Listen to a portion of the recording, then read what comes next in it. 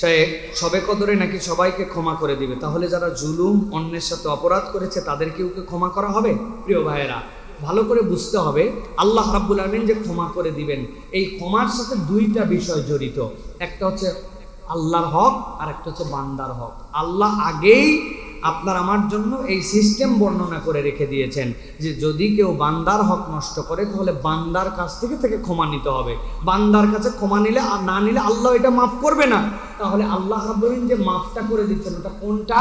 আপনি নামাজে গাফলতি করেছেন, আপনি সিয়ামে গাফলতি করেছেন, আল্লাহর কোনো বিধান লঙ্ঘন করে ফেলেছিলেন, আল্লাহ রাব্বুল আলামিন সেইগুলি মাফ করে দিবেন। কিন্তু বান্দার টাকা পয়সা মাইরে খাইয়ে আপনি দেশ ছেড়ে পালায়া ওই দেশ থেকে আবার ক্যান্টনমেন্টের মাধ্যম দিয়া নানান ধরনের ফুসলানি কাজ করবেন আর মনে করবেন আল্লাহ রাব্বুল আলামিনের কাছে তাহাজ্জুদের সময় উঠে আমি দোয়া করেছি, এবার লাইলাতুল কদরে আল্লাহ আমি যত অন্যায় করেছি সব মাফ করে দাও। মাফ পাওয়া এত সোজা না, হিসাব করে আল্লাহর কাছে যেতে হবে। আল্লাহর হক আল্লাহ ক্ষমা করে দিবেন, বান্দার হক বান্দার কাছে ক্ষমা চেয়ে তারপরে আপনাকে মাফ নিতে হবে। আল্লাহ আমাদেরকে বোঝার তৌফিক দান করেন। আল্লাহ আমাদেরকে টাউট মুসলমান হওয়া থেকে হেফাজত করেন।